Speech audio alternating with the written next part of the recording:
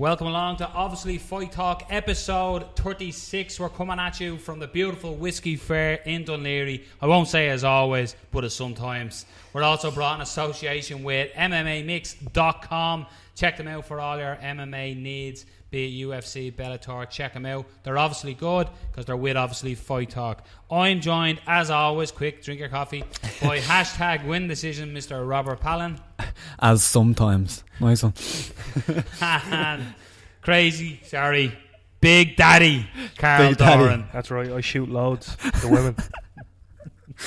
Let's cause it domestic. Let's cause it domestic. No, only one woman. The love of his life. Dirty Dora. Yeah, so our breakdown this week before we get off Carl and his loads. I sounded completely wrong. As always, we'll be recapping the UFC event. We'll be speaking about the bad guy is back. The American gangster Chael Sonnen signs for Bellator. We'll then be moving on to a brave combat presser that Carl popped his cherry on. Yeah, had to act like an adult for an hour.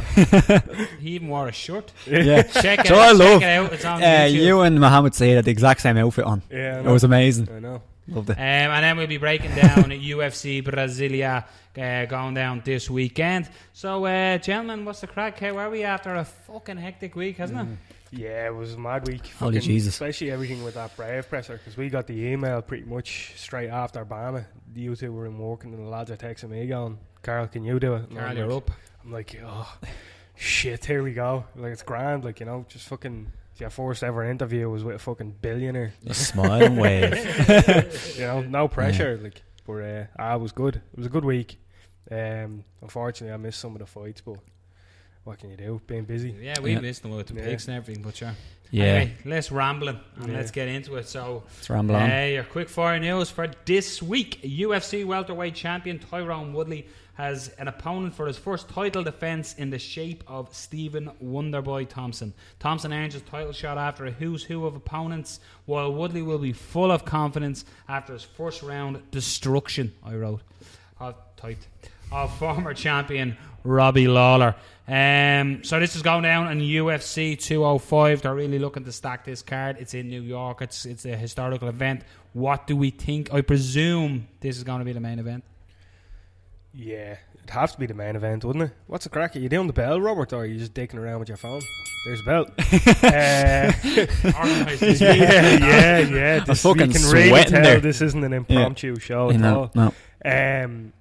Yeah, it has to be the main event, doesn't it? Madison Square Gardens, it's your title. I don't think so. Who else? Well, let's talk about the fight. Yeah. On about that. We're talking about Wonderboy here, yeah? Yeah, Wonderboy. Yeah, it's a deadly fight. But I don't think, like, Woodley isn't that big of a star at the moment. I think even the hardcore fans have a bit of a bad taste in their mouth with Woodley because of when he won the title. It's like, oh no, I want to go the big fights, even though he just won. I don't think the casuals really know him that much. Wonderboy, I think, is probably a bigger star than Woodley at this point. But I still don't think he's the level of... They're going for... they were saying UFC New York will be just as big as UFC 200, so they want that level. I think it's going to be McGregor Alvarez. Personally, I think that's going to be the main event. You mean the prediction that I made, what's next, a couple of weeks back? Yeah. Very short, though. Very short time. True, but I think they've been talking about it. Yeah, well, I've no sources or anything, but it was going to be announced on Saturday night. Yeah, there was. I think that's going to be the main event, just from what they've been saying online, and they need a big draw in that one. Did you listen to the Fight Companion this week? No. Joe said on the Fight Companion that he has some sort of knowledge on Conor fight, but he didn't say what. It's like it is as much. We're talking about MSG. Yeah, it is the most logical fight. Really, like it's the most logical fight to do, I think. Yeah, and again, if it does become the main event, it's going to be the unification of featherweight and lightweight belts. Yeah. So 20 seconds though. It's a deadly fight though, isn't it? It is good. Wonderboy, I'm glad he got there. Yeah, and for me, it's perfect. And Carl, you'll like it as well because I think Wonderboy will be Woodley. I think so my too. First pick straight away, and then Damien Moya will get Wonderboy, and that'll be an interesting fight to see what he have to do. Hopefully, to close that distance. And I do hope that happens. Can you picture him? We should just live stream you watching that fight if that happens. Yeah. I know. Anyway, who cares? Next bit of news, is local news. It's Irish news. It's Real Fighting Championship 1 took place in Derry on Saturday night and was a sold-out show with great MMA and K1 Pro and amateur bouts through the card. The main event sees Steve Owens, who was also the co-promoter, win via TKO over a late replacement, Keith McCabe, to cap off a great night of fights. If you want to watch the fights, get over to our friends at Fight Star Media on their Facebook page or YouTube channel. All the fight footage is there. So, bang. This was Steve he was originally slated to fight Alex Mizuku. Alex pulled out injured, and then he was due to fight Paul Lawrence. I don't know what happened there with the Paul Lawrence fight, but literally a couple hours later it was announced that it was Keith McCabe. So between promoting the show, running the show, having all the drama, having all that, Steve Owens' main event comes out and pulls off a first round decision, first round TKO. Phenomenal performance. First round decision. Yeah, first round decision. Jesus, well done. Well done. That's unique. Yeah, look, there's no point fighting anymore. 30-27. But it was good fighting. Some cracking highlights in it. Highlights from Sheen from Team Rhino with a beautiful head kick. Yeah, I only seen clips of the event. I didn't get to see the full thing, but it seemed like there was some good fights, and that head kick was something else. It was a But definitely check out the YouTube channel with Fight Star, because there's some serious fights on it. Keen Era, great performance, great win. The SBG heavyweight. Just thinking off the top of my head, trying to think through real quick. Neil Ward had a good win. Keith O'Rourke, who fought Gary Morris not too long ago, I'm not too sure if it was his MMA debut, but he got a nice third round submission. Yeah. Didn't you say it was like a baseball choke or else some kind of Ezekiel weird choke from inside the guard? Yeah, it was nice. Just looking at the mixer there, is Noel's levels alright? Because it's jumping on mine and yours, it's not jumping on his. Hello. Yeah, he's well. Yeah. Calm down, Carl. Yeah. Just making sure. Just interrupt the show there while we're going. Come here, I have to make sure. Someone has to be a fucking professional. But we're in trouble if Carl's the fucking... Look, one fucking interview. But yeah, check it out. Great night of fights. Congratulations to everyone involved in Real Fighting Championship. Looks great, and they had all the big screens. Yeah. The page and all. It looked fucking great setup. Looked legit. Yeah, looked absolutely class. Yeah, too legit to quit. So yeah, like I said, check out the fights. They're on Fight Star Media on YouTube as well. Fight Star, jeez, we're really plugging you. I don't know what's all that about. Yeah. So that head kick, I'll check it out. Oh well, I'll have to have a look at it. I just haven't had a chance. I wonder his levels aren't going up. He's sitting about a mile away from the mic. Hold on, I have been accused in the past of eating the microphone. No eating. No. It's because it's phallic shaped. You know. Yeah. That's what it is. So next piece this week was. That's what I'm saying. Hearts were broken last week with the news of Robbie Lawler had to withdraw with the scheduled bout with Donald Cerrone. However, Kelvin Gastelum has stepped in to fight Cowboy again at UFC 205. So it's a great fight. It's still a great fight. Blew the ear off myself. But it's not Robbie Lawler Cowboy Cerrone, isn't it? No. What the fuck? It's just nothing but giggles today. No, it's not. You're right. No, it's not Robbie Lawler. Unfortunately, that's a fucking fans fight. You know, if you watch mixed martial arts and you love the UFC, that was the fight. I watch mixed martial arts. And I love UFC. Yeah, that's so. There you go. Like, it was perfect. Yeah, exactly. It was right down Noel's alley. Like, you know. Like, didn't even have to give him poppers as arse. I was saying that Carl just said Ali and didn't come back with a fucking joke. But I think this is actually you were saying that's a tougher fight. Fight for Cowboy, much harder. Yeah, because Lawler would have stood and traded. Well, Gastelum has come light on his feet as well, but he's a decorated wrestler. He's big, strong. I think this is a tough fight. Yeah, you could say. In the past, Cowboys had trouble with pressure fighters. Would you say? But do you kind of mean Rick Story though? Yeah. Do you kind of mean it's a tougher fight to win? Yeah. As in, I don't know. I think Robbie Lawler could be a tougher fight in terms of like you could get your fucking ass handed to you. But I think Gastelum is a trickier because you can you can knock out Lawler. Well, not knock him out, but you can finish him or you can't knock him out. But you know what I mean? Like there is ways. You know what Lawler's going to do. Gastelum's a little bit more tricky, I think, in certain ways. Yeah, so. That's the point I'm making. Is that that's what I'm saying. Yeah, that's exactly what I'm fucking saying. Now, the Cowboy likes a fight where you stand and trade, and like Gastelum will be trickier. He'll offer up different options. You know what I mean? And he'll keep Cowboy guessing. Yeah. But Cowboy I'm delighted he's staying at 170 because I absolutely fucking love him at 170. He did say one thing that I thought was funny. He's like, everyone's saying, you're amazing at 170, stay there. But he went on like a 9 or 8 fight win streak at lightweight as well. So like, you know, he does look great at 170, but I'm just saying. Like, yeah, that's true. It's just true. You know, he's just looking good. He just does look better at 170. Yeah. You know, even though he went on that long win streak, he just looks better physically. at 170. That's it. You know, he's eating pussy and he's kicking ass. He is, and swallowing sperm. Eating pussy, kicking ass. Eating pussy. I don't think we're allowed to use that. I think that's sure. copyright. No, it's me singing it. So what? Yeah. Is Cher gonna Parody. fucking do us for royalties too? Maybe. Claudia Cadella will be doing her fight camp out of Jackson's and Wink for her next fight. Is this a good move? Seems to be. Like, that gym, Jackson Winklejohn, how many champions have they had over the past? Like, you know, or even just contenders? I think the thing that... sorry, Carl, interrupting. I think the thing that's going to come in here as well is that camp is known for great game planning. Yeah, and they have some good some female fighters as well. Holly Holm there. They have now I'm blanking. They have some good female fighters, and I can only name one. No, but they are now, and I think as well. Do you have an opponent? No, I just seen the... No, but she doesn't have an opponent. But anyway, sparring with Holly Holm is going to get you ready for another Joanna fight.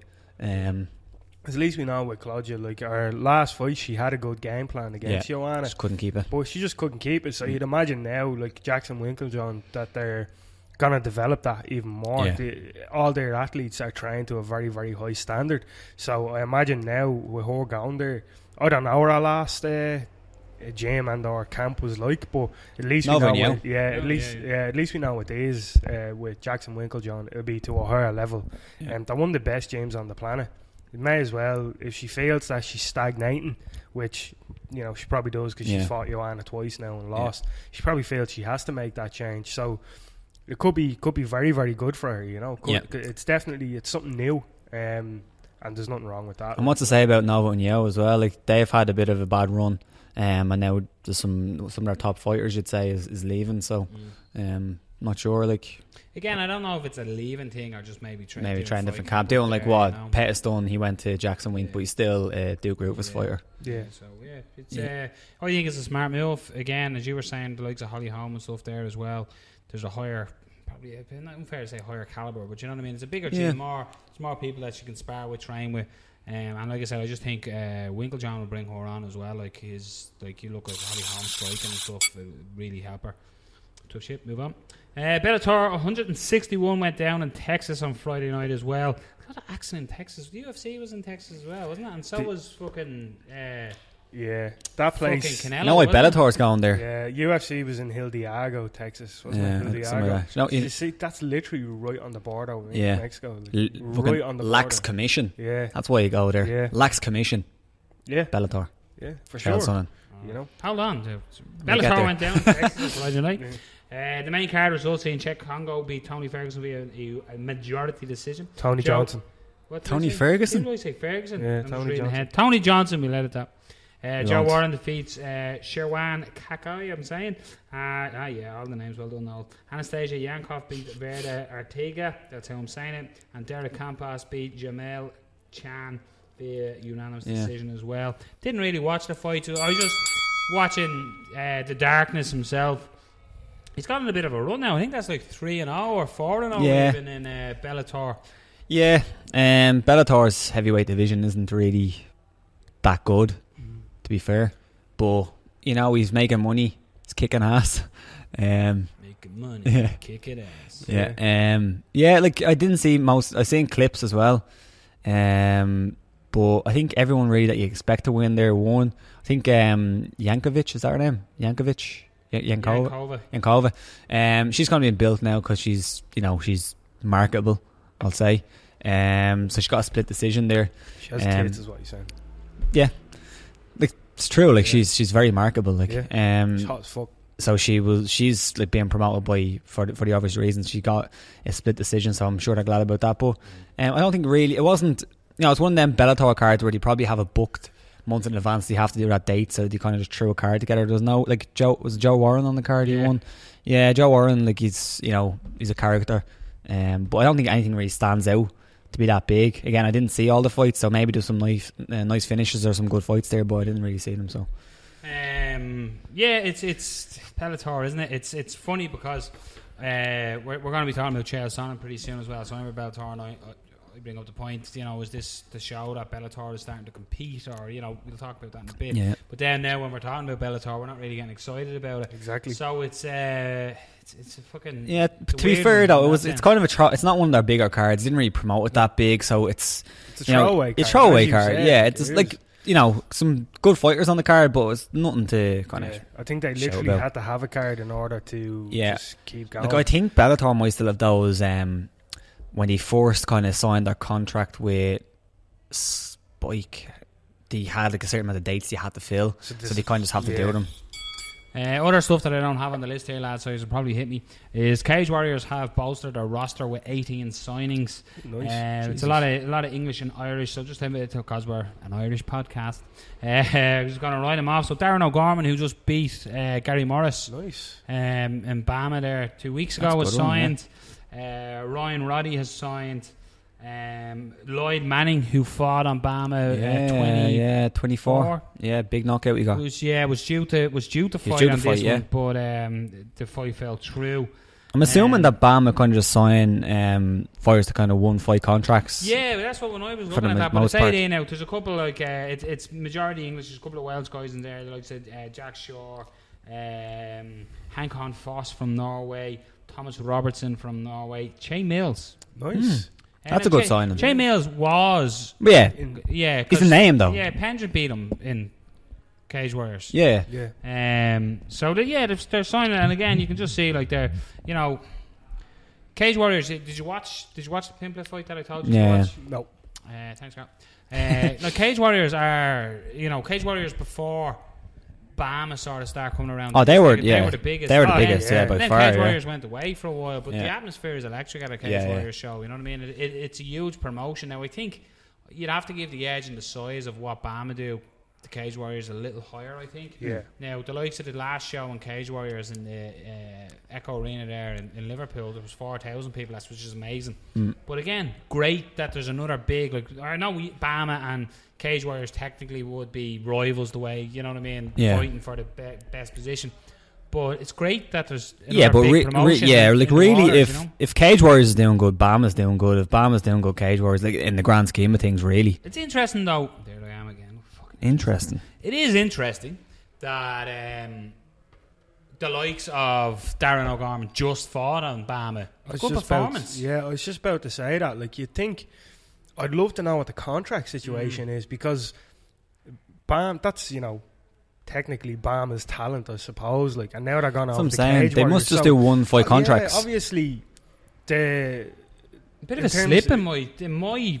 I think it's a little bit of a slip if they are, like, because Darren O'Gorman there is, you know what I mean, Darren had a good win there against Gary Morris. Like, he showed heart. Like, he was in trouble in the first round. He went through, he got his nose smashed, and he pulls off rear naked choke, wasn't it? Yeah. In the third. Do you know what I mean? So that's a good pedigree fighter. Yeah. Lloyd Manning is 1-0. Yeah. Good pedigree fighter. But yet you're letting your rival, in a way.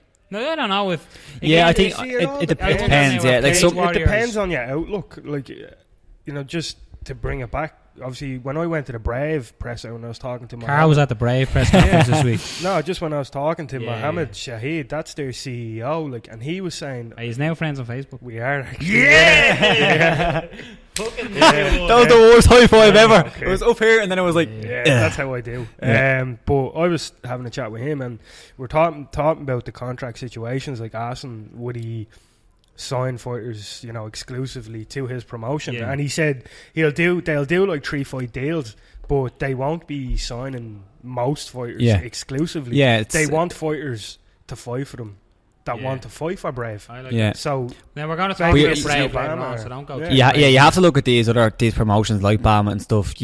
If you look at who they actually sign exclusively, it's really only the bigger, like Paul Redmond got signed exclusively, but then you look at the rest of them, they don't. Is filling local talents. Yeah, exactly. Bums and seats. Yeah, like, to be fair, I do agree. Darren O'Gorman, I think that's a slip. It's a slip, but I think Lloyd Manning's a slip. Yeah, too. But if they can't get him onto an Irish card and they put him over in the UK, he's not going to be as big of a get as he would be over here. The fact as well, like Cage Warriors, I'd say they're due back on Irish soil. Has it even been announced? Yeah. I'd say they're due back. I haven't seen it announced, but I'd say they come back. Yeah. You hit the helix, we'll be at that. Yeah.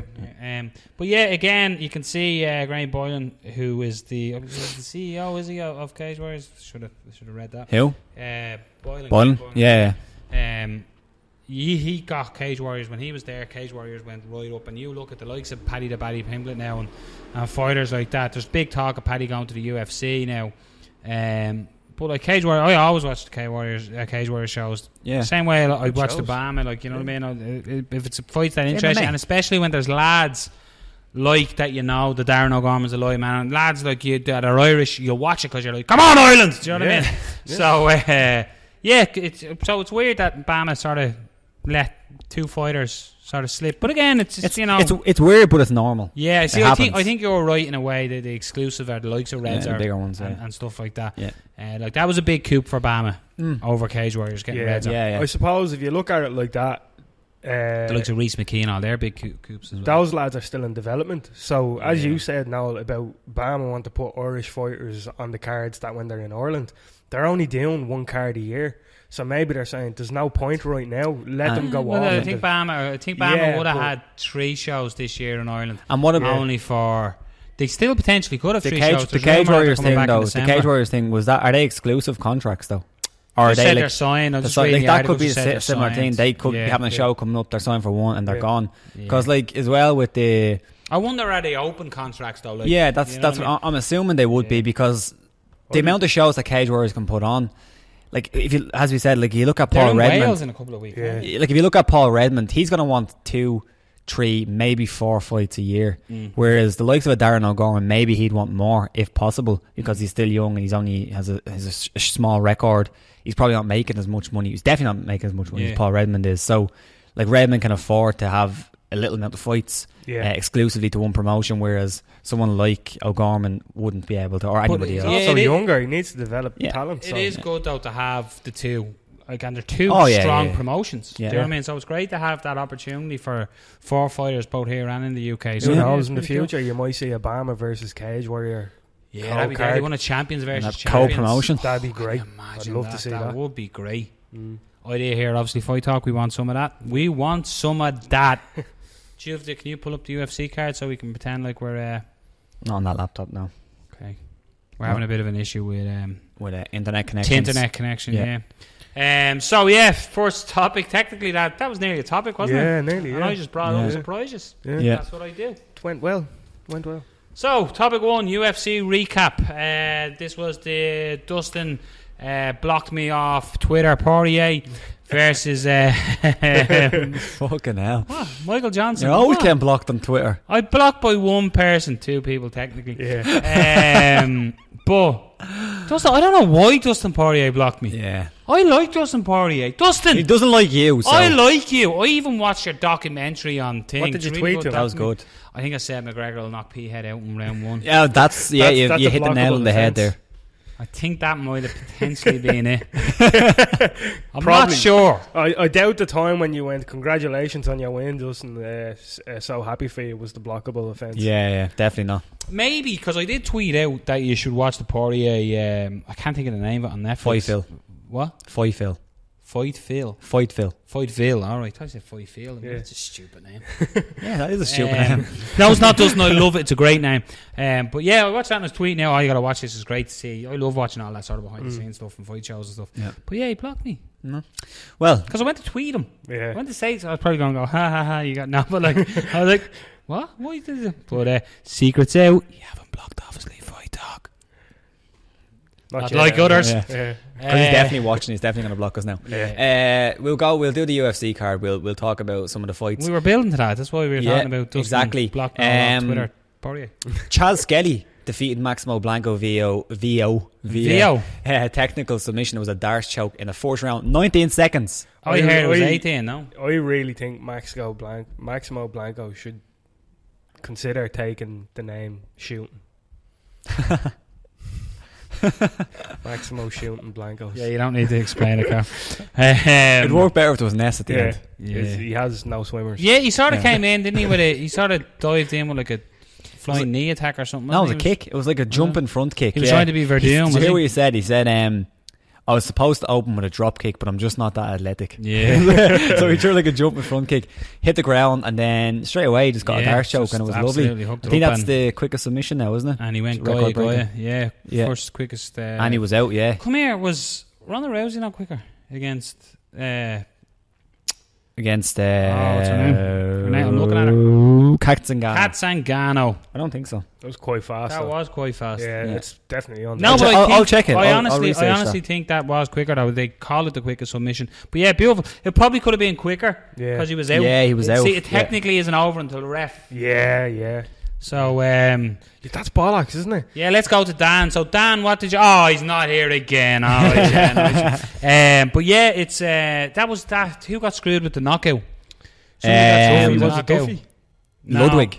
Dwayne Ludwig. That's right. Yeah. By the time what a madman. But yeah, it was a great finish. But it was pretty awesome, wasn't it? Like 18 seconds. Yeah.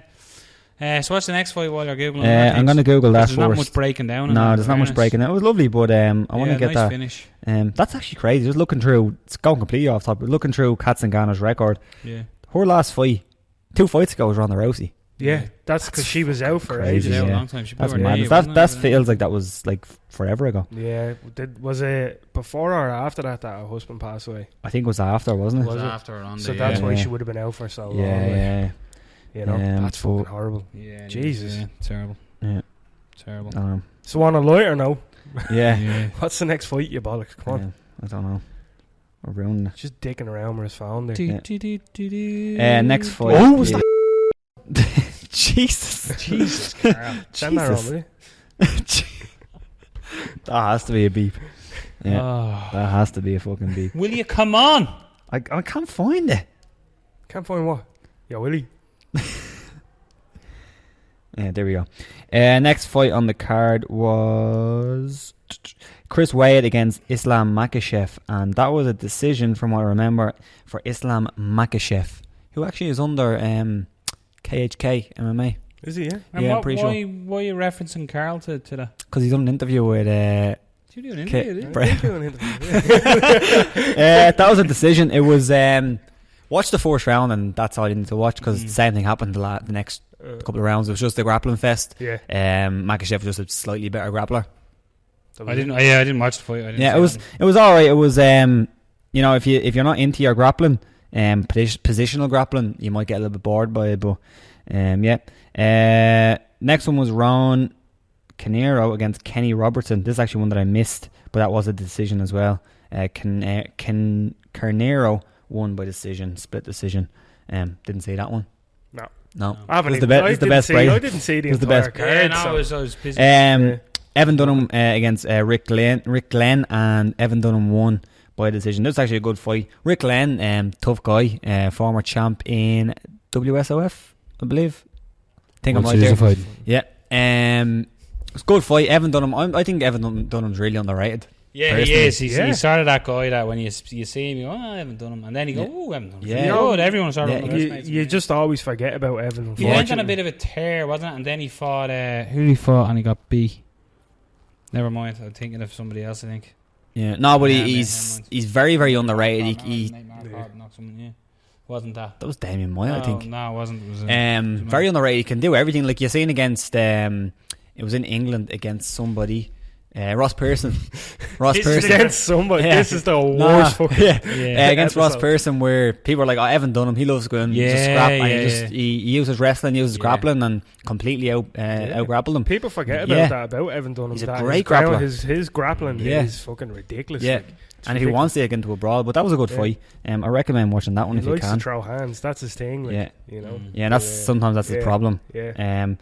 And in the, I believe, main event. Co-main event, Uriah Hall. Yeah, Uriah Hall against Derek Brunson. Derek Brunson wins by a knockout. Want to talk about this one? You haven't seen it? I believe, I was listening to Joe with the Fight Companion with Joe Rogan and stuff, that just from what I heard, they were saying that potentially Herb stepped in too early. Yeah.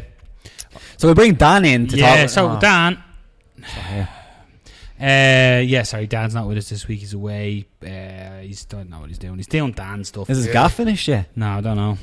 He's knocked it down to rebuild it again. Just to give himself more work. Got bored. What I found with this one was, right, Brunson landed the big shot and he dropped Uriah Hall. Yeah. Now, this was a big thing. This you could talk about, again, we want to talk to Dan about this, but there was a little bit of controversy. Well, some controversy. We personally didn't think there was controversy. I did it first, but the Reece McKee, Tommy McCaffrey fight. Oh, no, definitely some people thought it was stopped a bit early. When we were in the press room, went, that looked a bit early. But to be fair, we were watching on a little laptop and it was... And then when I watched it back, I went, all right, fair enough. But the difference with this one, Carl, was, right, Brunson landed the big shot. Hall went down. But Hall sort of had the knee in that he was almost had him that he was in. He looked like he was working back to half guard. Now he was dazed, he was stunned. But Brunson throws down to the hand ground and pound, but none of the shots landed. Right. And Herb Dean stepped in and waved it off. Now, as Uriah Hall stood back up, he questioned it. Now you could see him; he was a bit dazed, but he wasn't out. Now this is the big thing about referees. Dan always says when he. We can see the fighter's eyes and we're closer to it. And I get that whole aspect of it, and I really do. But this is what I wanted to speak to Dan about this one, because that one I felt Uriah Hall wasn't taking shots and he was sort of improving his position, be it a little dazed or not. And I thought he should have been given a fighter's chance. Yeah. Like he wasn't different to the McCaffrey fight. McCaffrey was getting digged in the head at the time. Yeah. Yeah. Uriah Hall wasn't. Yeah. So Uriah Hall was he was turned to his side like he was sort of shrimping. He had the knee in and it looked like he was going to try and push away and shrimp back or whatever. But we didn't get to see because Herb stepped in and waved it off. Now Herb Dean is one of the best referees in the business. But for me, it was the sort of controversial stoppage of, that was too early. But I know if we had Dan on, Dan would say, well, Herb is looking in his eyes. Yeah. He doesn't want to take him. Like, what do we need? Do we need to see him get knocked out to stop the fight? But I just think ridiculous. He was still in this fight. Yeah. You'll have to correct me if I'm wrong here, but from listening to the Fight Companion, they were saying that afterwards Uriah shot a single on Herb. He grabbed the leg just briefly. Yeah. So that would suggest he was definitely hurt. He was hurt. He was definitely hurt. Because the first shot hurt him. I don't know if it was an early stoppage or not. I need to rewatch it. I only watched it once. It's a very... Do you know what it is? This one is a very thin line. Yeah, but to be fair, if that is an early stoppage, it's not like a bad early stoppage. As in, it's not like, oh my God, that should have been left. It's a terrible stoppage. If you're Uriah Hall and you think it was an early stoppage, fair enough. Yeah. Or you're his corner and he gets up and he's fine. But he was hurt. It just depends. I don't know. My argument is I can think of so many other fights where people have been hurt more and the fight's gone on. Well, it's not a good example because that was just madness. The Czech Congo Pat Berry fight. Yeah. But that he wasn't just hurt. He was knocked out. Yeah, but that probably should have been. It's Hall was still there. He still was aware. And like when you're on the ground, like he might have been dazed and he just feels the leg, so he grabbed the hold of it. You know what I mean? Yeah. It wasn't like the fight was over, Bruns was gone and he was shooting on him and trying to continue the shot. Which we've seen before. Yeah. He wasn't that sort of... It is. It's a tight way. Like you don't know. When he got up, he kind of went a little stumble because he was hurt. Yeah, as he got up, just get punched. But exactly, instantly so he was taking his gum shield out and talking on what, you know what I mean? Yeah, so it wasn't. When you see some, they're going, "No, I'm fine," and they're stumbling all over the cage. That's similar to what happened to McCaffrey though as well. But I think that was a great stoppage. Well, McCaffrey was tin canned. Yeah, like Reece had a tight and he was just. I think the fact that Reece landed, like Reece said 11, I counted 10. Yeah, it doesn't matter. 10 or 11 unanswered. They were big shots. Unanswered shots. I think that hand behind the head, that's the big difference. Yeah, well, he had him in like the tin opener. Yeah, like, well, you have that's complete control. Yeah, McCaffrey had a leg there and he looked to be going for that, and Reece was landing those shots and McCaffrey wasn't defending his head, and his head is like in a grip. You're going, well, look, if you're refusing to defend that and your head is basically controlled and he's after landing 10 consecutive heavy strikes, like you're gonna take more and you potentially you're gonna get definitely hurt. You have to remember what the rule is as well. The rule isn't the fight gets stopped when you get knocked out and you're done. The rule is, if you don't intelligently defend yourself, you're not showing the referee you're intelligently defending yourself. You don't defend yourself with your face. No. Like if you're getting punched 10 times, maybe 11. Roy Nelson defends himself with his face. He does, yeah. But if you're not defending yourself, the referee's going to stop it. It doesn't matter if you were knocked out or not. If you were still in it and you were still going for a heel hook, that doesn't matter. If you were getting punched in the face 10 times repeatedly without trying to put your hands up, trying to block, trying to move, like he wasn't moving. He was going. Maybe he was going for a heel hook. I thought watching it that he went out and he woke back up, but maybe not. Even if he didn't, you're still taking punches, and you know, if you don't defend yourself, I know. Like when we watched it, I thought that on was the laptop at first, because I just turned and went, "Ooh, that looked a bit early." It's because when as well. And the funny thing is, when I went, "Ooh, that's a bit early," I was like, "Is Dan reffing?" And I was like, "Is that Dan?" Yeah, but looking back, as soon as I seen the replay, like because you went no straight away when I said, "Oh, that looked early," you went, "No, he wasn't defending." And I went, "Let's have," and then they showed the replay. I was like, you can't do that. But that's why Hall one is different, because Hall got hurt. He got put down. Like, let's be honest, you're in a fight, so you are going to get knocked down. Yeah. But he landed and he sort of turned his hips to the side and he had the knee in. Now, if he had landed in that position and that just was the natural position he landed in, you might go, he was dazed. But I just think the fact that Brunson's ground and pound didn't land, he should have been given just that extra minute. It was different if he had landed and Brunson landed 1-2 heavy strikes to a dazed opponent on the ground, but he didn't. The fact that, Robert, you said when Uriah stood up there was a small stumble there, that could make the case of maybe the fight was stopped just in time, because you're saying if you give it that extra minute, he would. Well, I'm not. A minute is an eternity. No, but you know what I mean. You know what I mean. Like even those extra few seconds. Yeah. Maybe he would have taken a lot more damage than he took. So we don't know. But never know. I think as well. He wasn't more dazed than Conor McGregor was dazed when Nate Diaz went on a flurry at the end of the second round, third round. Yeah. He wasn't any more dazed than that. Yeah. It depends as well. Like, you have to give the benefit of the doubt to the referee. No, give me your sometimes. opinion without watching the fucking fight. We'll move on because we went way too long. Sure, that's what people do. They give their opinion about this show without listening to it. Yeah. My opinion, Uriah Hall's a pussy. Dustin Poirier against Michael Johnson. Michael Johnson defeated Dustin Poirier via knockout in the first round. Wow. Big win for Johnson. Yeah, big win for Johnson. Big Johnson. And I thought, like, we had turned around and said, only got that. We had turned around. I tagged Carl on Twitter, but he ignored it. Me and you replied to it. So did Dan. Them Helen mustn't have been there. We had said Poirier, because I just thought Poirier looks great at 55. That was my response.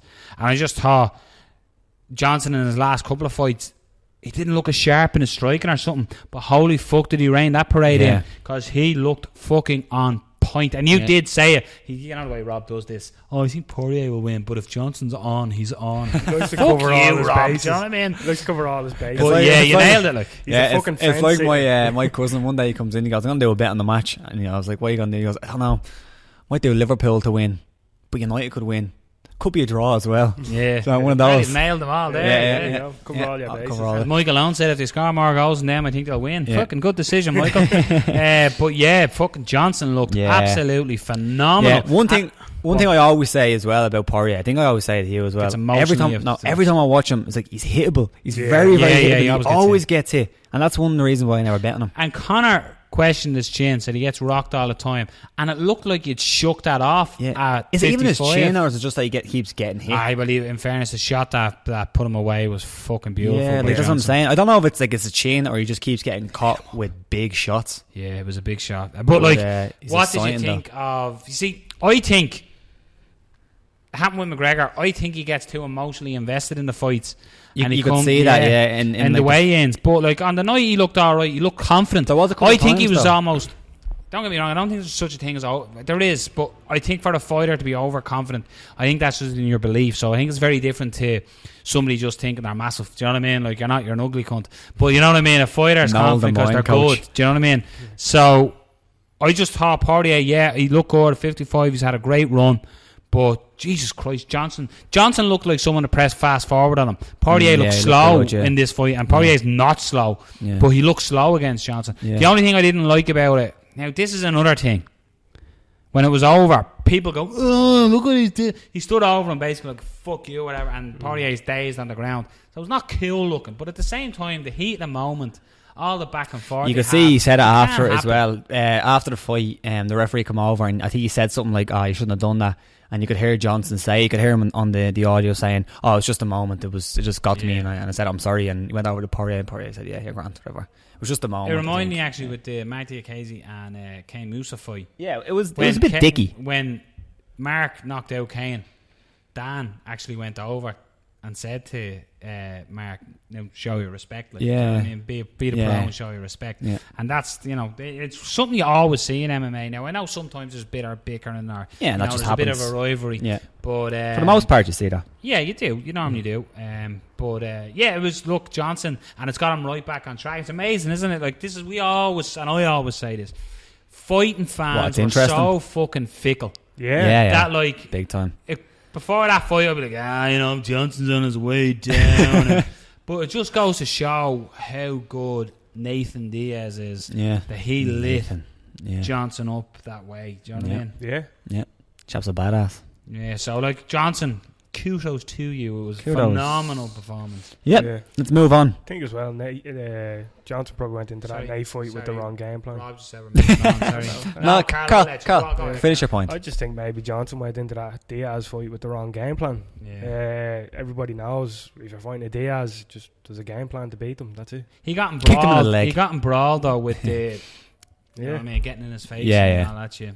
Nate does that to everyone. Yeah. Right, so moving on swiftly, Chael Sonnen has signed for Bellator. So what I wrote in this basic, I didn't write it, typed it. What does this mean for the UFC and MMA? Is Bellator turned into a big player, and is it a direct competitor to the UFC with the likes of Shine and Chael Sonnen, or to throw the controversy spoon into the sink? Is it because he didn't pass USADA? First off, worst metaphor I've ever heard. Yeah. Spoon into a sink. Have you never thrown a spoon into a sink? No. I gently drop it in.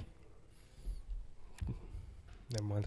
I was going to make a dirty joke. Of course you are. I couldn't get it out. I was like, I can't articulate this joke well enough. Let's not do it. Yeah. Because that's what you need in dirty jokes. Good articulation. Did you see Chael Sonnen, right?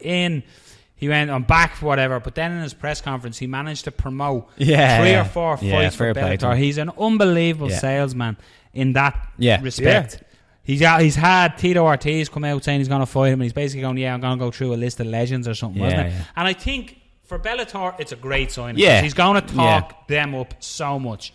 He's like pure gold in that, as in, Chael Sonnen could be telling you that paper is black. And you'd be going, shut up, Chael, it's white. And by the end of it, you'd be going, that's a fucking really black piece of white paper, isn't it? You know what I mean? Like, he fucking sells sand to the Arabs. Like, he's absolutely brilliant at it. And it's something that Bellator need. Do you know what I mean? He's phenomenal at selling the fight game. Yeah. And, like, already I'm like, Chael, I'm going to watch Bellator.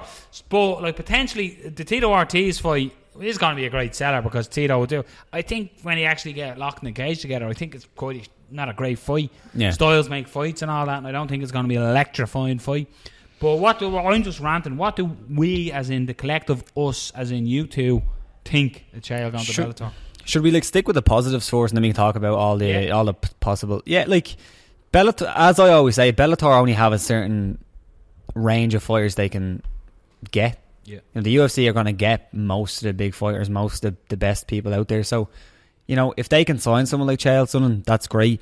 I don't know how big of a drive is going to be now after being off for a couple of years, but I think he's still putting himself into the public, so he's still out. He's still relevant. Personally, I think I said it even one of the last shows when you were saying, Chael Sonnen looking to come back to the UFC or whatever. I was like, I'm not really that interested in seeing him fight. I like listening to him talk. I think he's great on the mic, as in I think he's a good pundit and stuff. Like if you put him in a commentary position, deadly, or you put him as a pundit, he's deadly. But I'm not really interested in seeing him fight again. Will I watch him fight again? I probably will, most likely. And I do think that the fans will tune in for him. Just don't know how big it's going to be. But I think overall, I think it's a very, very good sign for Bellator. It's a good get, It's a good get. Yeah, 100%. Yeah. Yeah, I think Chael can sell a card. Yeah. And And I think that's what Bellator need. I think if you look at Bellator's last card, was a 161 there. Yeah. Could you imagine if they had Chael for that card?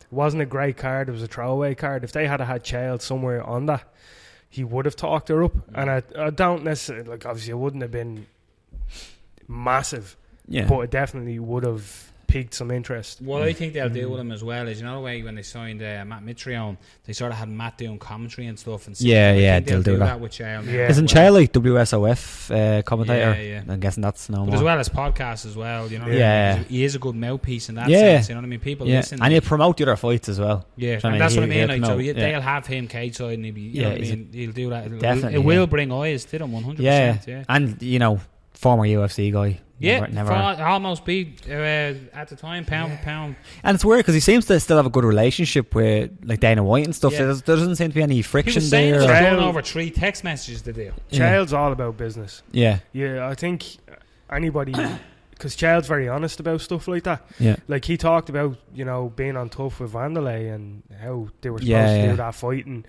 Vanderlei made himself out to be a bit of a dick. And looked like a bully towards Chael. And Chael had said, I'm the bad guy. Chael's spoken publicly about this. He said he took fucking Vanderlei Silva into a fucking broom closet and tried to explain to him, look, I'm the bad person here. Let me be the bad person. You're making yourself out to be a dick. People love you for being Vanderlei Silva. Just be Vanderlei. Let me be me. Let him sell the fight. And that's what you have to understand with Chael. I don't necessarily think with him and Dana there's ever going to be bad blood there, because it's business, and business is business, and friendship is friendship. They're two separate things. I think Chael Sonnen, the only better deal that he could have got, as much as I like Scott Coker, is if Chael Sonnen actually became the Bellator promoter, the face, which is possible. But he'll go into that role. Like, as in, I don't mean officially, but unofficially, because I do think that Bellator needs something. I think Scott Coker's a very good promoter, but more the backstage kind of.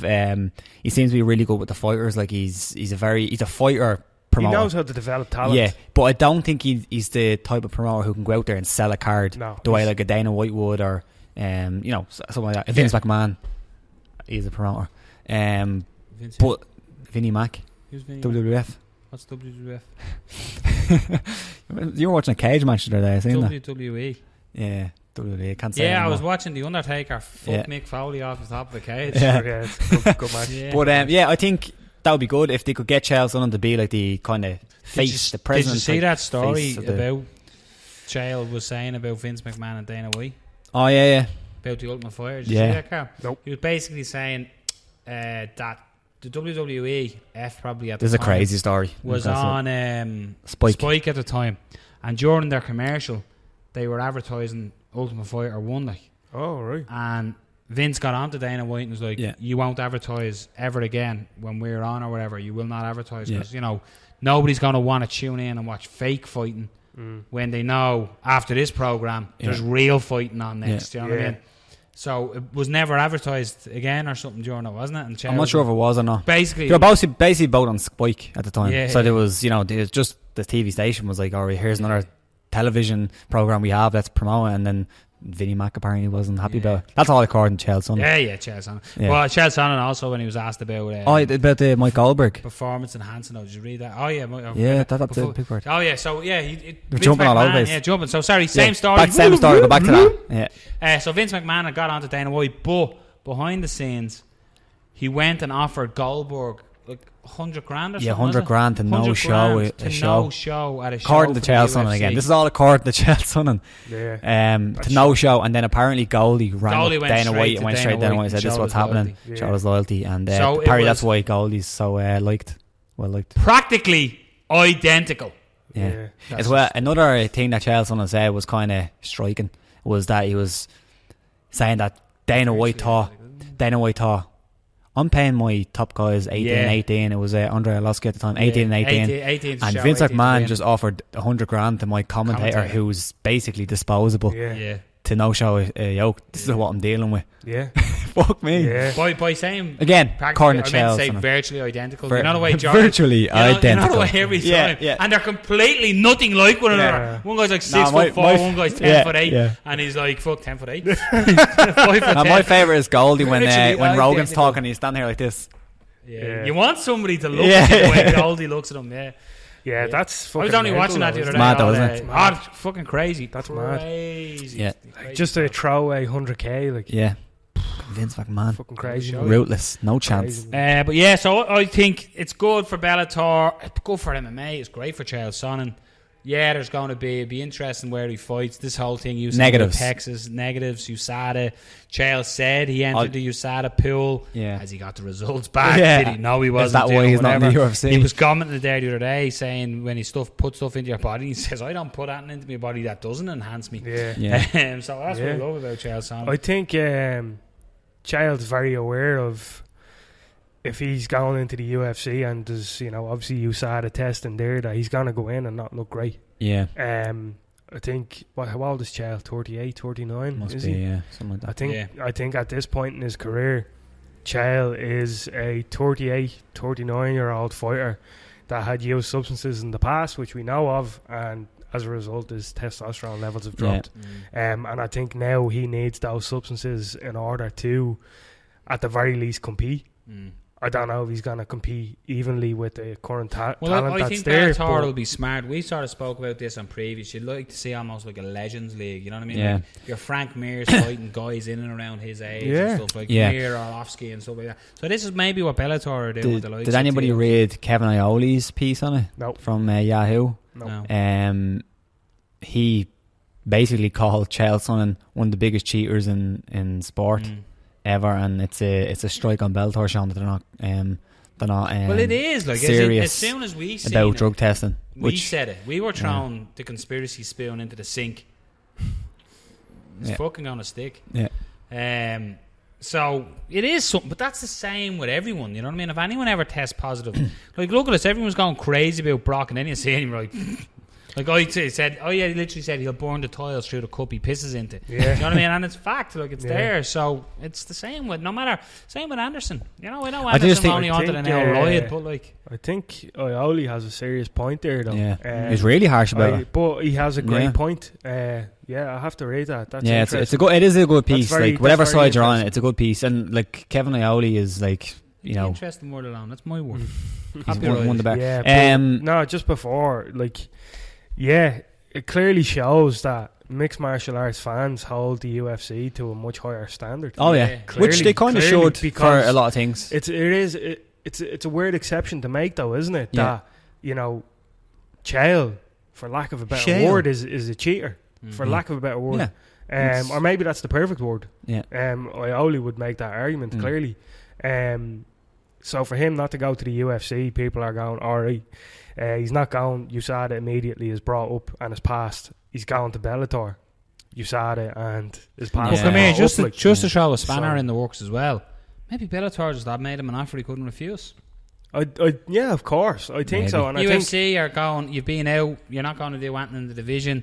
Oh yeah, come back, but whatever. And then I've kind of find we'll that throw kind money of hard at you. to believe. But but like Bellator are going to benefit from Chael's so the UFC celebrity, I suppose, to be is fair, the way his fame and his mouth. Like. Did Dana White not say like Chael? I know you can't really take what Dana White says to be truth because he changes his mind. But didn't he not say something like Chael's done fighting with the UFC or something at one point? Maybe he did. I could be wrong. But before we move on, lost it. Okay. Gone. I had something gorgeous. Gorgeous. Go. No.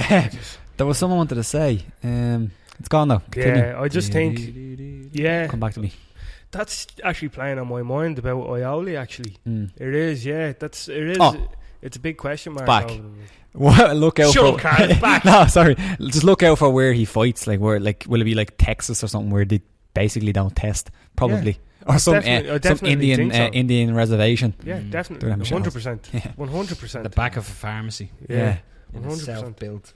Do Stephan Bonner versus Chael Sonnen. Stephan Bonner, remember he was on a serious amount of fuck's sake. Mexican supplements. Who would you like to see him fight? Chael Sonnen. That's the problem. I don't have anybody that King I'd like Mo. to see him fight. Probably get digged around though. No, King Mo wants to fight Shane Carwin. Did you hear that? I heard that, yeah. Oh, fucking hell. Fair play to King Mo. King Mo needs to fucking USADA to get around there quick because he's on fucking something. Yeah. But I wouldn't want to stand in the same room with Shane Carr with everyone. Jeez, the man's a monster. Lunchboxes, shovels his hands. Yeah, that's the problem with Chael Sonnen, though, isn't it? Like, he's coming back after all that time, and I can't think of they'll probably do T.O. like Ortiz, and then T.O. Ortiz will probably break his neck again in training. That's the thing, though. Like, do you want to see that fight? I don't. No. Yeah, but the thing about it is, right, you will by the time Chael starts promoting it. I don't know. It's the bad boy. You probably will. Huntington Beach bad boy against the original American gangster bad guy. The Oregon, what's he call himself? The West gangster from West Lynn, something like that. I don't know. I try my best not to get sucked in by all that sort of stuff. Even when it came to CM Punk, you kind of start believing the hype now. I didn't believe the hype. I liked. There's clear audio evidence of now. I believe in fairy tales.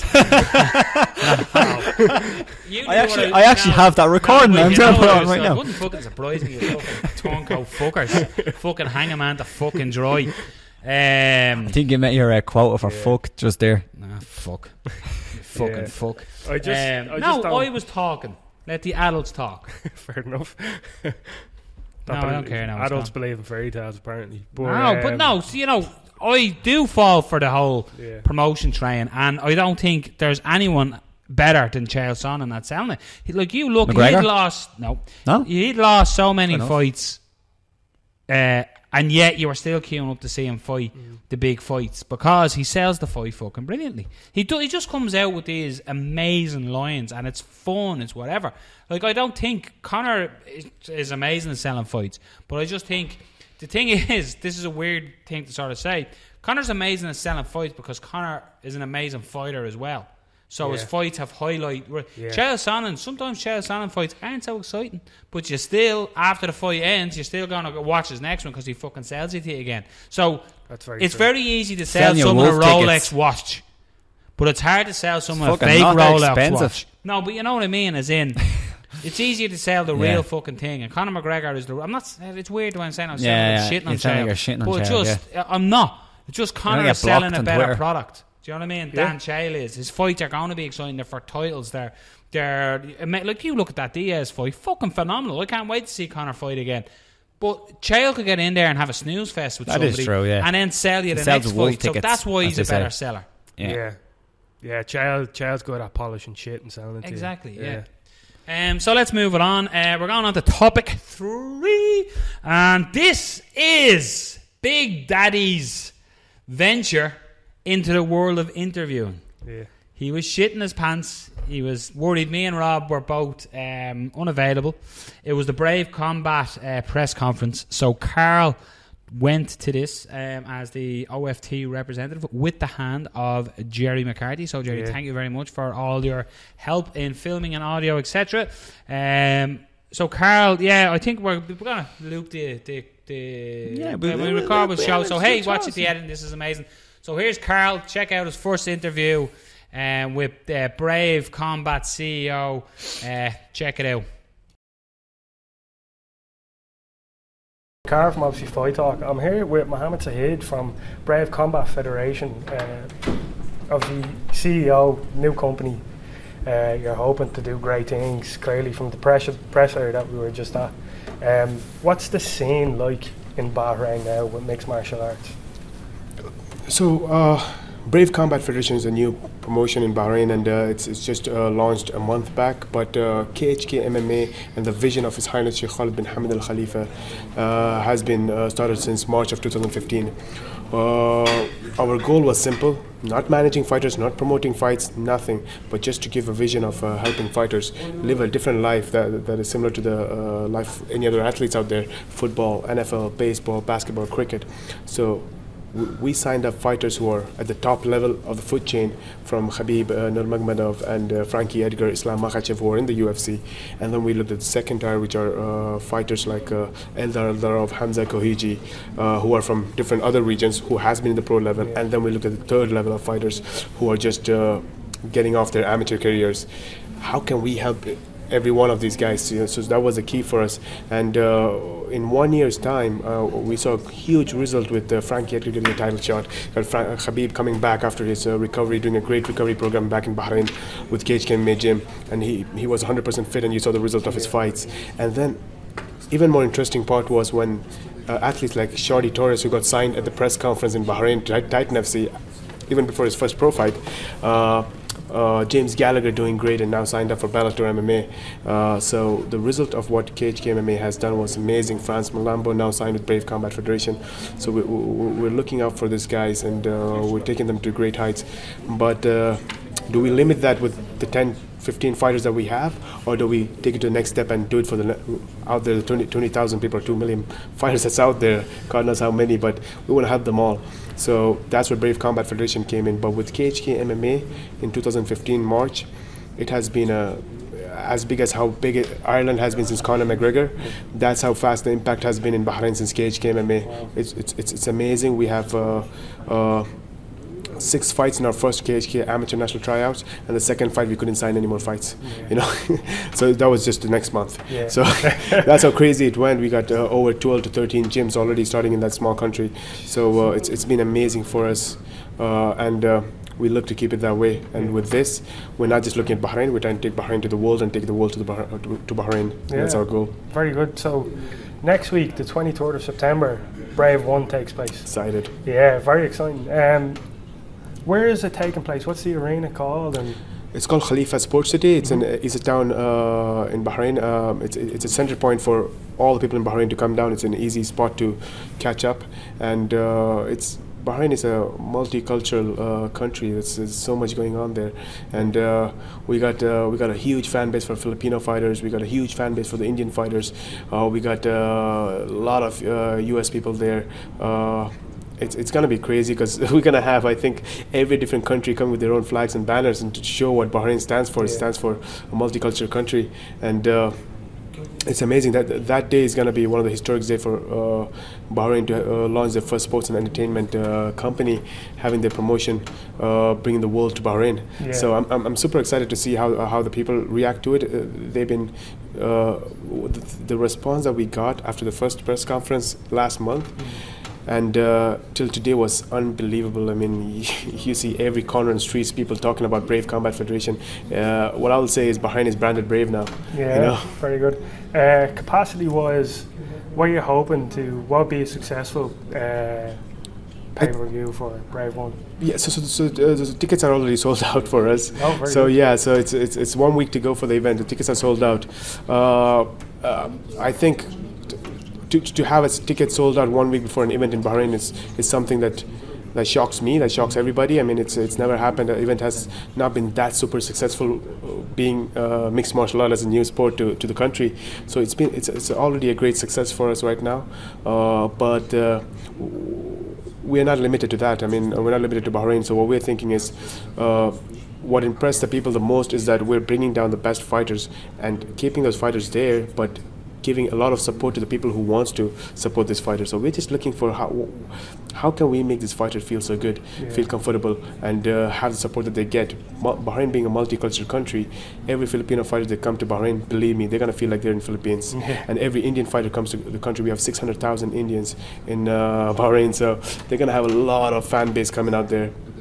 We got the embassies of Philippines embassy, Indian embassy, all of them supporting them. So it's not just the fight fans, but we're having the government backing them. It's unbelievable what's going on in Bahrain right now. So it's MMA fever in Bahrain. Oh yeah, amazing. Yeah. So obviously it's in Bahrain. People around the world will want to watch Brave 1.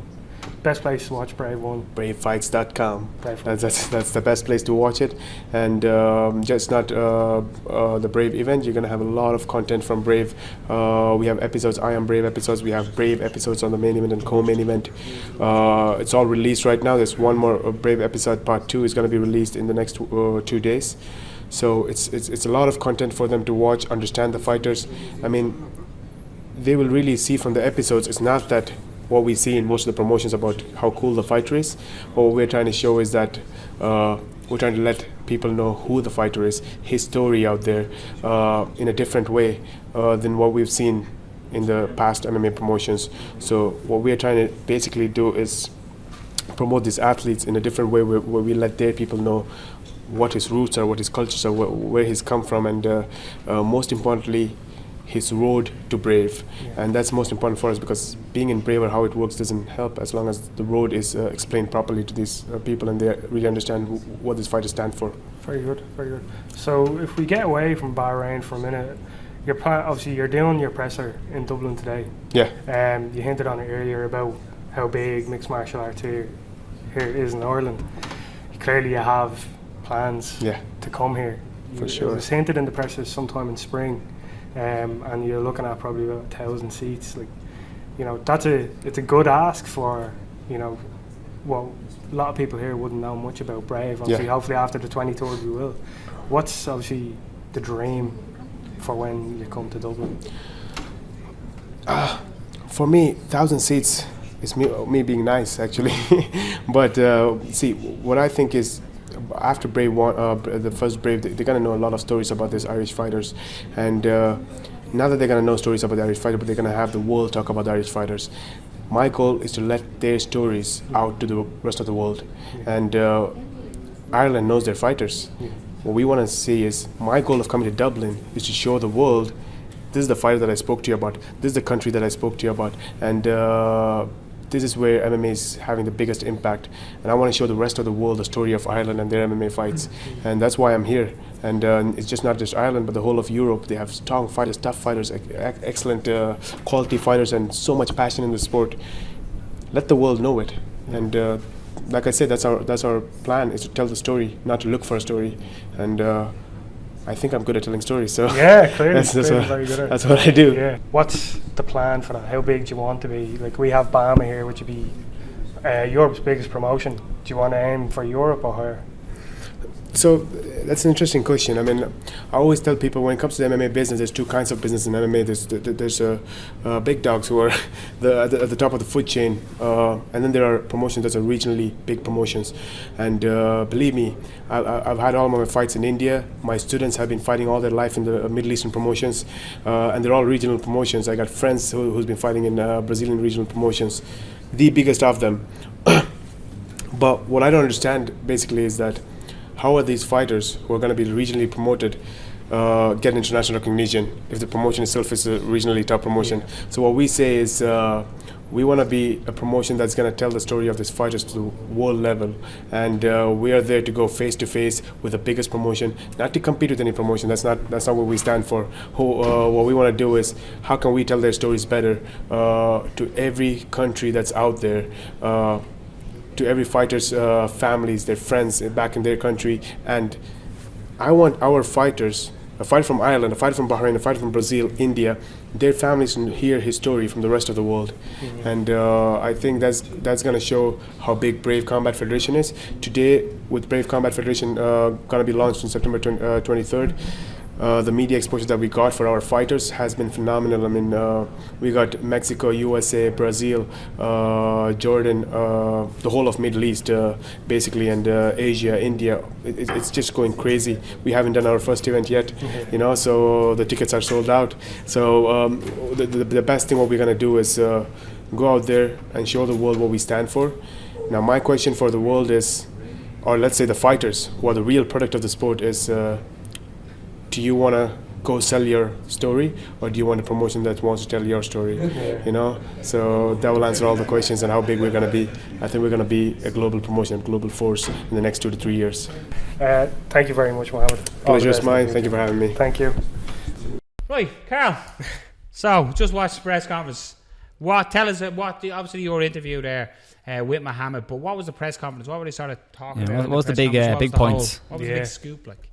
Scoop. Just before we start, just want to say thanks to Jerry myself. Yeah.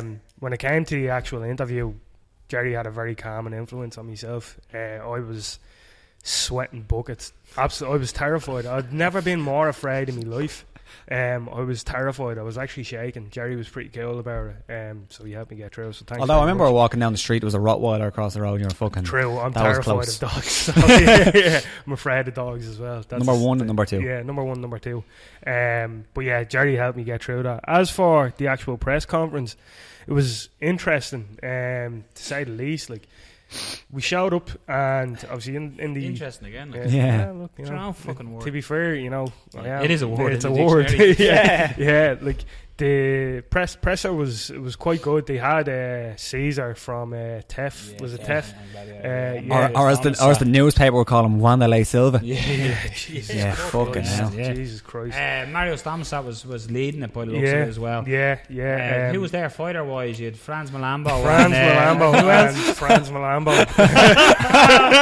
Fuck you didn't hear it, so I'm going to do it. Carl was interviewing. We can't say that. Why? Yeah, you can't say that. Can't say it. It's not out. It's not out yet. We can't say it. Oh, you didn't actually say it. You didn't say it. Jesus. We're not live anyway. Yeah. Did I say it? No, you didn't. No, we Did I can't. not say? Yeah. Jesus, just as well I caught that. We can't say it. To be fair, we could have just edited it out. Yeah, no. Now it's more mysterious. That's going to be a gift. So yeah, basically what happened was Carl called a fighter who's not Franz Malambo, Franz Malambo. Yeah. In an interview. First ever interview. Fucking hilarious. Brilliant. But just I'm panicked. joined, Carl from OFT Fight Talk, joined by Franz Malambo. I can imagine the looks was like. Literally, Jerry went, that's not Franz Malambo. And I went, oh, fuck. That's literally what I was like, bollocks. And then turned to the fighter and two of us had a laugh and a joke about it, but that was it. But what fighter was it? Yeah, I can't say. Franz Malambo. Can't say. But the actual presser itself was good. So there was in terms of representation of who was there, there was Dave Fogarty from Severe, Lydia was there from MMA Connect. I have to say, actually, Lydia put up an interview she done with Caesar, and what was funny about it was just a screenshot, and in the background you could see Carl standing talking to Jerry, and the first thing I went, is Carl wearing a shirt? It was literally Lydia and Caesar here, and I literally, my view just went, Carl wearing a shirt? That's brilliant. I was like, what the fuck's the point? It was gas because it was gas because you text me, Robert, and you were like, did you go to the presser? I was like, yeah. He was like, how'd you get on? I was like, it was grand. I'm fucking sweating though. Yeah, grand, whatever. He was like, I wore a short though. Yeah. And so literally you were like, did you? Yeah. Like, yeah. First thing I thought when I seen it. But anyway, pressing matters. What happened? Tell us. What were they announcing? Was there a big announcement? Was there a European announcement? Was there an Irish announcement? Like, what was the idea of the press conference? Just to get the name out there? Pretty much, yeah. They want to establish their brand and try get local media sources, independent media sources. Obviously, Fight Talk. Yeah. Ourselves, MMA Connect, Fight Store, Severe, whoever really wants to be involved. MMA. Yeah, whoever wants to be involved, like they want to use independent media to, the Ray Darcy show. They love MMA, don't they? Yeah, Ray Darcy show? Love it. Yeah, so fans. They just want to do that. Basically, have everybody, cover Brave, and Brave in return will help promote, our stuff. So what I loved about it as well, though, Carl, was when you were interviewing Mohammed, was he spoke about the fighters at a start. And they want to get the fighter story. Now, don't get me wrong, it was a bit of a fairy tale. But no, I really liked that they were saying, no, look, the stars of this are the fighters. If you look at Alaquinta, for example, this week is going on. He didn't take a UFC 205 fight because the money was fucking cheap, apparently.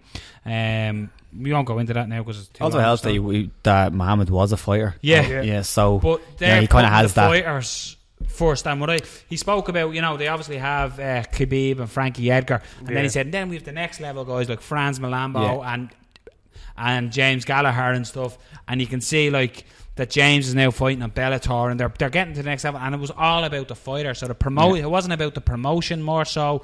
Like obviously the promotion has to take over and make money, but by promoting the fighters and getting the fighters' personality out there, that'll promote the promotion. And I just thought it was like Mohammed. I haven't met him. He seemed like a top bloke. Like, yeah, he's a really nice chap. He, coming from the background he comes from as a fighter, he definitely understands the sort of sacrifice it takes to be a fighter. Of course, then you heard him speak, how eloquent he actually is at speaking. He's a good promoter, clearly. He had me ready to watch some fucking fights, like, you know. So that's why they're here. Brave is coming to Ireland in the spring. 2017. Yeah, so they were asked, any venues, or they're looking at the Helix. They're looking at the Helix. They want. Venue. It's a great looking venue on TV, but it's sort of awkward with the stage the way it is. And nice venue. They want somewhere between. You're gonna let me speak? Yeah. They want. But when I was there for wanker, they want somewhere in the region of 1,000 to 2,000 seats. That's what they were saying. Which that's a it's a good ask for any show that has never been here before. Probably only be there. Probably thinking like what their first show is. Their first show is Friday, 23rd. Yeah, so this Friday. And is that available to watch? Combat Fight, bravefights.com. I'm alright at this link and shit. I'm like, yeah, sorry, where can you watch that card? Say that again. Bravefights.com. Bravefights.com. Yeah, so I don't know what the fucking time difference would be now because obviously it's taking place in Bahrain. That's where they're based out of. But the actual press conference, it's an exciting prospect if everything that they're actually talking about comes true. Obviously, the organisation and KHK Media and Brave itself is backed by the fucking king of Bahrain. So, I don't know in terms of how much money they have available to them, but if they have that sort of backing, they could definitely go very far. And they seem to have a good, in theory anyway, they seem to have a good game plan, exactly, in terms of the areas in which they want to concentrate. Their idea isn't going west over to America and try to compete with like the UFC and all this sort of stuff. What they want to do are target the areas where the UFC aren't. They were saying where they are in Bahrain, mixed martial arts there has exploded. They want to run events out there. Of course, Ireland at the minute is a hub for mixed martial arts. You see everything that Irish, all the advancements in looking after fighters after fights and everything, and just how much talent is here at the minute. So and you can look at that video on YouTube right now. What video? The video we done on YouTube. We did Cold Blue with Glenn Ellis. Cold Blue with Glenn Ellis, yeah, you can check that now. YouTube channel. Yeah. There you go, that's the one. So getting good at this, aren't we? Yeah, just plugging shit. So they're looking at those sorts of areas. Obviously, Bahrain, places in the Middle East. They're looking at India, Asia. So the places that the UFC aren't, they want to establish their brand in those places now, before the UFC gets there. If they do that, you're looking at like India has at least 1 billion people in it. Yes. If you can establish Brave there, eventually as your organization gets bigger, gets that following throughout the Middle East, India, Asia, wherever, eventually you'll be able to come west. And if you're using small independent media outlets to promote that, when it comes to them coming back west to compete with the bigger shows like BAMA, Bellator, the UFC, from what Mohammed has said to me, was they're going to have the independent medias will be the ones basically with all their sources. So it's basically what they're doing is they're building a promotion from grassroots. Exactly. And they want the media to come along and to grow with them in a sense. Exactly. It's good. It's a good different idea. Yeah, as well. It's very different, because pretty much when the UFC was established, none of that media was there. Yeah. Now all that media is established, and it's very hard to break into it. So Brave are saying they will cover us in time. But they don't know who we are now, so they're not going to pay attention to us. So rather than them not paying attention to us, we'll just start with independent media. And then as Brave gets to be a bigger organisation, that's the hope anyway. Everybody else that's covering them, like ourselves, you'll say, actually, those lads seem to cover them a lot. Clearly, they have a lot of insight into them, so people are going to naturally come to us, or MMA Connect, Fight Star, whoever it is that's covering it and is willing to do the work with them. They want to work in tandem with small media to basically everything will your media's going to grow if people go, geez, I heard that Brave thing was great, and they type in Brave Combat, and let's say obviously Fight Talk, just because this is obviously Fight Talk, we have the interviews with the fighters, or we have highlights or whatever, they're going to click on your page to look. So in a sense, the promotion is still getting out there, but it's grown the small media outlet as well. So it makes sense. So from what they were saying, it's very, very promising, and it's very exciting as well. And that's what they were saying. I hinted on it earlier. Like, they were asked, what's the crack with contracts? Are they going to be exclusive and all this sort of stuff? And they were like, in time, eventually that could happen. Obviously, as you get bigger, you're going to want to hold on to your talent, but they're looking at it. They want people to fight for Brave who want to fight for them. So they don't want to lock people into full-time contracts like that. And as well, even better as well, it goes to show how much of a fan of mixed martial arts Mohammed is.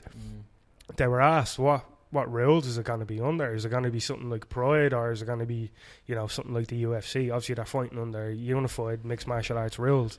But they said if they think something needs changing, they're in a part of the world where they can't change things.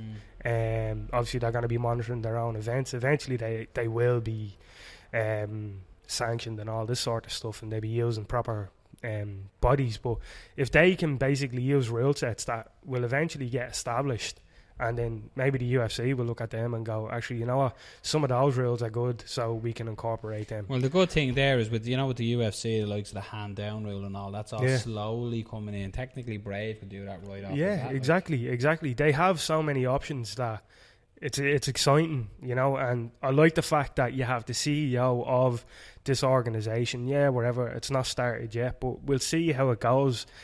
Sure, if it grows, it grows. If not, it doesn't matter. But it's exciting to watch. We're watching from the wings at the minute. We'll see on Friday how well the event's going to go. I'll definitely be tuning in on Friday anyway to watch check it, it see out. what it's all about. So again, the address to watch it is just Brave Combat, is it? Bravefights.com. Bravefights.com. So hit them up. And check that out. I have to say, I feel like a proud father sending my child off to his first day of school. Yeah. How'd you get on? Clark Kent, watch out. Roman reporter Carl Doran. Yeah. Good work, me man. Thank you. Good work. Thank you. So our last tick on the calendar of today's show. That makes no sense. That makes no. Zero sense. We'll edit that. Hold on. Not editing. So moving on to the last piece of this week's show, we're going to be breaking down UFC Brasilia that we've all studied all week to do our fight picks. Didn't just think about this card 2 minutes before starting. That's not how we do it here in obviously Fight Talk. So we're going to just pick through the first few fights. So Rob's going to lead the dance and tell us the fights. So, think this is the start of the main card. If not, we're going to go from here anyway. Francisco Trinaldo versus Paul Felder. Who do we have, boys? I'll open up straight off the bat. I would hate to fight a Brazilian in Brazil. Trinaldo got a very, very, very lucky decision over Norman Park. I thought Norman Park done enough to win that fight. Paul Felder here for me. I like Paul Felder. I think he'd was a Cowboy that put him and gave him the defeat not too long ago. No shame in losing the Cowboy either. And still, Jeff Hummer Hall owes me a point from that fight. But yeah, I'm going to go with Felder here. I just think he's a better all-round fighter in every aspect. Trinaldo was very lucky. It's the only fight that stands out for me is when he fought Norman Park. So it stands out. So I'm going to go with Felder. I think he'll get him out of there as well. And I'm going to go with a third round finish, TKO. No, sorry about that. Yeah, Trinaldo and Felder, it's a good fight. Definitely a good fight. Two very, very different styles. Felder is more so the, standoffish. Not even standoff, but he is a striker predominantly. When he puts the pressure on, he can be very dangerous. Trinaldo is very much the pressure, wild, really, wild swinging hooks, and his, up against the cage wrestling is very, very good. He is. He has and that's it. I was just about to say, he has a lot of horsepower. He will try to grind on somebody and really win the fight through that way. I haven't seen many of his fights where I haven't gone like, fuck, I'd hate to be in that fight, because it's a grinding style. He doesn't really go to the ground very often. He usually stays standing up against the cage, and he uses that Randy Couture style of wrestling. But I think Felder is definitely an up-and-comer. He's 12-2 at the minute coming into the fight. His last fight, he had a knockout, I believe, in his last fight. I can't really remember, you'll have to forgive me, but he come off him where he finished by a rear naked choke the fight before. The next fight he came into, and I believe he knocked out his opponent. I might be just wrong there. I think you're right. Yeah. Josh Borkman was it? Yeah, Josh Borkman. And he beat Darren Cruikshank late. He was actually losing that fight. Yeah, exactly. So he's come up. Where am I going with Donald? He was beaten. No, he's Donald. I'm protege. Yeah, no harm. No, it happens. Sorry. No harm. But no, it happens. How many fights do we watch, to be fair? It must have been Barboza. Yeah, Barboza. Yeah, but this fight, like... Still owe me a point, Hummer. This fight, it's a very, very tough fight to pick. I want to go with Felder, but something's telling me that Trinaldo will get the win. In Brazil, is that? Yeah. I think Felder will struggle with Trinaldo's pressure. So I'm going to go with Trinaldo to win via decision. Yeah, I'm on the same boat as you, Carl. I always bet against Trinaldo.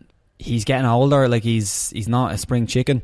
But Felder, I'm a big fan of. I think he's a very, very good fighter. But Trinaldo's on a 6-fight win streak. Yeah, he is. Yeah, I'm just waiting for him to slow down, and he just doesn't seem to be slowing down. He reminds me a little bit of Tebow, just because the size of him at that weight class. But he's impressed me against a lot of guys. Like in his last couple of fights, he's really impressed me. Even though I've picked against him, I think in every one of his fights, he's a bit of an underdog, but he keeps coming back and winning. Felder, he's a flashy striker, and he has some great knockouts, but he has that problem similar to a lot of kind of good technical strikers. If they don't really start well, they find it difficult to go back into the fight.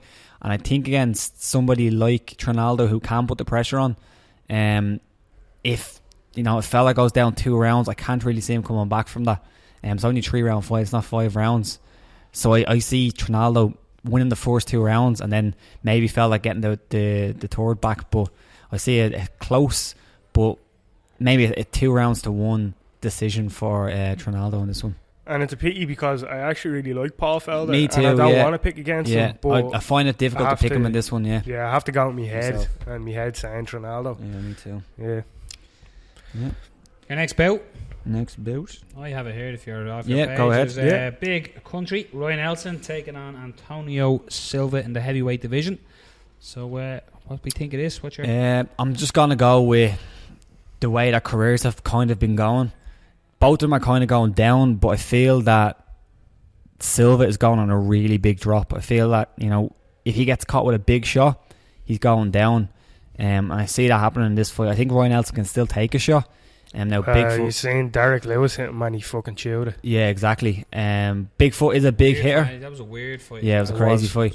But I do think Roy Nelson can get this one done, because I really do think that TRT thing really affected Bigfoot, because he legitimately probably could be able to. He's one of the few fighters that needs it. Yeah, Bigfoot doesn't seem to be able to absorb a shot anymore. No. And Roy Nelson, he can hit. If he hits you, yeah, he can hit. So, that's my prediction. Roy Nelson to land that big right hand and drop him and finish him, maybe early, probably in the first round. Yeah, I am in the same boat, but to give Silva an out, I definitely think Silva needs to change his style. He needs to protect his chin. I think really he needs to put Roy up against the cage and try take Roy down, and even then that's much harder said than done. And Roy is a legit black belt, but we've never seen Roy off his back. So I think that is a weakness there. We always talk about his ground game. All these breakdowns, it never happens. And it never happens. His last fight did against Brunson. Brunson down 106 times and still got fucking but different argument for a different day. I know we feel very different about that fight, but I think that's what Silva needs to do, and that's what Silva needs to do. We need to take him down and get him off his back. And you've said it to me countless times now, every fight starts on the feet. And I think there is very big trouble for Silva. Roy, he hasn't really knocked many opponents out lately, but he definitely still has that ability. I think Roy kind of got afraid. Remember, he got knocked out, didn't he, recently, before the Derek Lewis fight? Yeah. So, and people were kind of questioning his chin and saying, is his chin gone? You can't question his chin. No, I think Mark Hunt just fucking hits very hard. That's the difference. So we seen Roy's chin is still there. He took Derek Brunson's biggest shot and laughed. Which is fucking crazy. His fucking biggest shot. Holy fuck. Yeah, that was crazy. So I think his chin is still there. Of course, heavyweight, anything can happen, but I definitely think Nelson's gonna win the fight. The fact he hasn't knocked anybody out in a while, I'm just kind of going, he probably won't knock him out, but there's still a very good chance of it. I'm gonna go with Nelson to win. I don't know how he'll win, but I think he will win. But to give Silva an out, he definitely has to take it to the ground. He needs to protect his chin, change his style. But I'm going with Nelson anyway. Again, we're sort of singing from the same hymn sheet here, aren't we? We're all I don't know. Just remember the last time Silva came out and he had like the beard and he looked all fucking retro with the hair and all. Slick back and all, yeah. Struve done him in seconds, like, yeah, wasn't it? I think so, yeah. It was a real quick finish. He is. You pointed on with the TRT, so there's not much to go in it. The only thing I'd say though as well, like Nelson is. Don't get me wrong, they're both up there in the years, but Nelson's 40 years of age now. He's fought the who's who of that heavyweight division. Like his last few fights, you're looking at Josh Barnett, Alistair Overeem, Mark Hunt, Jared Roshold. So you know what I mean. If you look at who Silva's fought, Mark Hunt as well. That crazy fight with Mark Hunt. So if this is the two of these are being through an absolute wars and wars and wars, and these are the two fighters for me that when you're looking at in the heavyweight division are vulnerable to. You know, you could look great this week, but next week is a long time, and you could just change overnight. And it just looks like Silva's downturn has come at a sharper rate than Mark Hunt. I do think so. Mark Hunt, whatever. Said that wrong. We let it that. Jeez, I'm having a terrible day. Roy Nelson. So I just think Nelson has declined a good bit too, especially like we were all excited for that Derek Brunson fight, thinking it's going to be a tee-off fest, but that didn't happen. So he was sort of fighting smarter. I think he'll use that tactic in that way as well, but I just think Silva just can't take that shot, and it's been proven numerous times in fights. And I just think Roy Nelson, if he doesn't try the home run shot, you need to work in a little bit, and I think Nelson will get it. But I don't think it'll be a crazy first round walk off. Watch, it will be a matter of seconds. Yeah, I think he'll grind out the result. He'll try and go that tactic of the Brunson fight, but be more. I don't think he's going to fear Silva's power as much as he feared against Derek Brunson. So I think he might close the distance, land some shots, get the takedown, land some ground and pound, because he's sick on the ground. So if he's in the dominant position on top from the takedown, he won't be afraid of Silva's ground game in that sense, and he'll get it done there. So I'm thinking maybe a decision or maybe a late round 3 victory. But I don't know. I just think it's big. If he lands on Bigfoot, Bigfoot can't take that shot. Yeah. Up next, Henan Barrow versus Felipe Nova. Talking about people on a downhill spiral. Yeah. Yeah. I'm going with Henan Barrow. I have to go with Henan Barrow. I think he's the better fighter. I think he's head and shoulders better than Felipe Nova. Felipe Nova is a very good grappler. He had a bit of a reputation when he first got to the UFC, when he was in The Ultimate Fighter. Never really panned out for him. Eventually got back, but he's kind of only beaten guys who don't have a Wikipedia page, basically. He's a can crusher. Yeah, he does. He beats a lot of cans. Now, he has some decent wins as well, but I think his only chance really against Henan Barrow is on the ground. I think Henan Barrow is just as good of a grappler against as Felipe Nova. The only problem is it's really picking against Henan Barrow, or picking Henan Barrow against himself, because he is on a downslide. How good will he look? If he gets hit, will he get wobbled? You know, I'm not sure. I hope not. I think he looked decent against Jeremy Stephens in his last fight. Until the later rounds, I thought he won the first round. He looked okay. But Felipe Nova, I don't really rate him that highly. I think he's a very, very good grappler, but I just see Henan Barrow as a much better fighter. I think this is really a very winnable fight for Barrow. I think he should win this one. Will he finish him? I don't know. I'm gonna say decision, but it should be a dominant decision, really.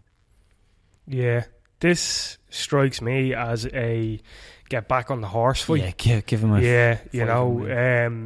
it's nothing really against Nova, but he's 12-6 and he's never fought anybody with the caliber of Henan Barrow. Like, this is a very, very tough fight. This could be his coming out party. And 100% right now, 100% right. If Nova is on, he can be very much on. He could win the fight. Like, we've seen it time and time again. But again, Barrow, he's 35-4. He's on a bit of a downslope. He's also fighting at 145 pounds, so this is featherweight. It's a weight class above where he used to fight. Not that much of a weight cut. I definitely think his last fight against Jeremy Stephens was very much an experimental fight for him. New weight class, as I said. Jeremy Stephens is a very, very tough opponent, and I think this is a get back on the horse fight for Henan Barrow. I'm going to go with Burrell, and I'm in the same boat, Robert. I think it'll be a decision, very much a safe fight for Burrell. I don't see him doing anything too crazy. I think you're just going to see him use a superior head movement, footwork, superior striking. Up against Cage, I don't see him getting taken down. Even then, if it does go to the ground, Henan Burrell is more than capable of getting a switch on his opponent and going to the top. I think it has to be Burrell's fight all day, pretty much. If I'm betting on it, I'm picking Burrell. Yeah. Me too. Yeah, I was going to Henan Burrell, and I think it's going to be a night of chewing up the leg kick. Burrell, he's going to sort of go back to that in a way and chew up that front leg and get off combinations with finishing with the leg kick as well. So get in, land some hands, land a couple of combinations, finish with the leg kick, tear that leg up, and just consistently do that. I think he'll get him done in the later rounds. So round 3, I'm going to say he's just going to an accumulation of damage and build it up, get him to want to quit and get him out there. And I think, as much as I'm saying this could be the coming out party, I just think this is going to be Henan Burrell showing that he's still a top fighter, and it wasn't just he just went through a bit of a lull. Like when you look at who he got beat by, you know what I mean, it was DJ. Yeah, some good guys. And you know, at the time, DJ everyone thought was then going to be unstoppable. You know, he's Dominic Cruz wasn't going to have a chance against him, and then Jeremy Stevenson in a great fight. And I agree with you, Robbie was winning the first round. He did win the first round. So Burrell, this is, I think, his let's get back in there. So yeah, for me, it's Henan Burrell all day, and it's going to be Henan Burrell looking impressive. Yep. Main event, Justino Cyborg against the Elbow Queen, Lena Landsberg. This is another fight for Cyborg in the UFC. This kind of experimental thing they're doing with Cyborg, where they don't really have a division, just giving her fights that are interesting. Getting Cyborg onto a card. It's in Brazil. Mm-hmm. Hopefully she makes weight better than she did last time, because it looked like she was going through a bit of problems with that one. But I think you're up now, right? As in me. Yeah, Carl was saying to me, have you seen Landsberg fight before? And you were going through that. She's Muay Thai queen and stuff. Yeah, that's fine. It's not a Muay Thai fight. That's the only problem. I just think Cyborg was just a fucking... She's just a beast. She's so ahead of all these women at this stage. We always talk about the pool, being it's a shallow pool with the women's division. It's like, I know this isn't the actual division. This is a let's get a fight, let's get her on the card. But there's a bit of back and forth about they're changing the belt there at bantamweight. It's getting passed around. But I just think if Cyborg could make that weight, it's not getting passed around. It's staying in fucking Brazil. I just think she's an absolute monster. This is an MMA fight. She's going to make it an MMA fight. I'd love to see a brawl. I'd love to see them go at it. That's where Landsberg has her chance. But I just think Cyborg's going to do what Cyborg does. And she'll get the finish. She'll get the quit. She just doesn't hit like women like hitting in MMA. She's just an absolute monster. And again, if weight is an issue, that's where Lynn Landsberg has the chance. Not that she's a phenomenal striker from what you were telling me, Carlo. I have to be honest, I haven't really seen her, but I just think Cyborg is just another stratosphere above these women. Yeah, it's one of them things. We've seen Chris Cyborg go into Muay Thai, and she took an absolute thumping. Yeah, but as you said, this isn't a Muay Thai fight. Yeah.